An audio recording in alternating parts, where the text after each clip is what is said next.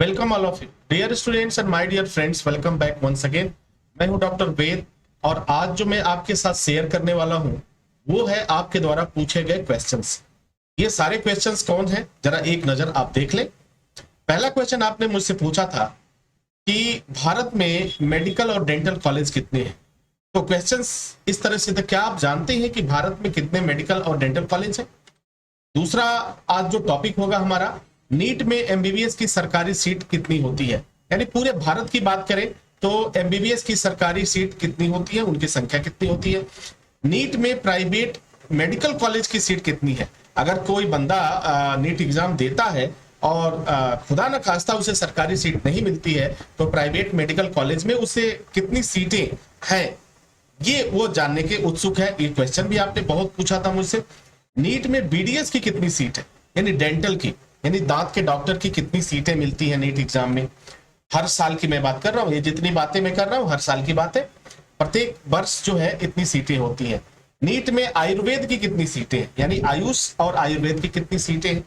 अगला क्वेश्चन आपने पूछा था नीट में पशु चिकित्सा की कितनी सीटें हैं और फिर नीट की परीक्षा कब आयोजित होती है। इस 7 प्रश्नों का जवाब मैं इसी वीडियो में देने वाला हूं, एग्जैक्ट आंसर देने वाला हूं और वो सरकारी आंकड़े के आधार पे देने वाला हूं जो एग्जैक्ट है और बिल्कुल आपको आपके सारे डाउट क्लियर हो जाएंगे, जितना भी आप जानना चाहते हैं सारी चीजें। तो पहला क्वेश्चन जो है, भारत में कितने मेडिकल और डेंटल कॉलेज है। तो डियर स्टूडेंट्स, अगर इसकी हम बात करें कि भारत में कितने मेडिकल और डेंटल कॉलेज हैं तो इसका सही जवाब होता है, एग्जैक्ट आंसर है 91,987 मेडिकल और डेंटल कॉलेज है। दोनों मिलाकर के 91,987 कॉलेज हैं जो मेडिकल से संबंधित है।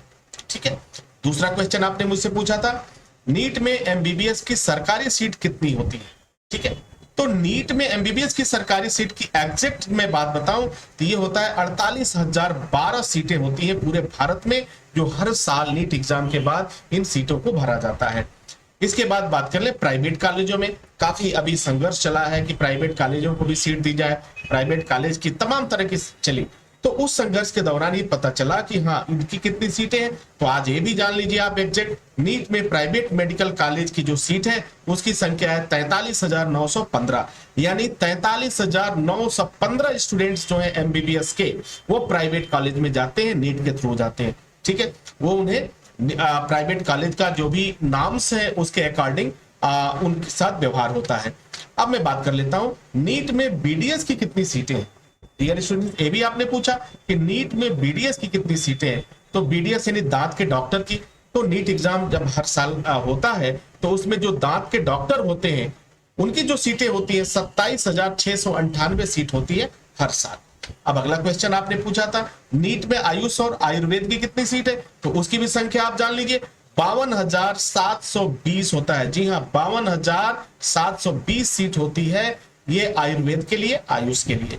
अगला क्वेश्चन आपने पूछा था नीट में पशु चिकित्सा की कितनी सीट होती है। तो पशु चिकित्सा की अगर बात करें, एनिमल मेडिकल की बात करें तो इसमें होती है 525, पूरे भारतवर्ष में 525 सीटें नीट के थ्रू भरी जाती हैं। अब मैं बात कर लेता हूं नीट की परीक्षा कब आयोजित होती है। अक्सर ये क्वेश्चन पूछा गया कि नीट की परीक्षा कब होगी सर।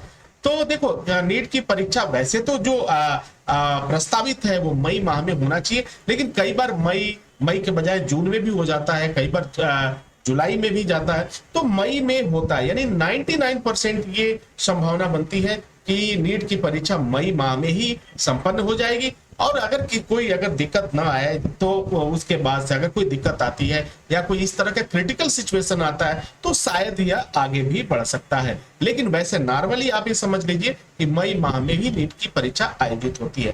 तो dear students and my dear friends, आपने मुझसे 7 क्वेश्चन पूछा था और 7 क्वेश्चन का जवाब मैंने आपको दिया और आई होप कि ये सारी जानकारी आपके लिए काफी फायदेमंद साबित होगी और आपको आपके प्रश्नों का जवाब मिल चुका होगा।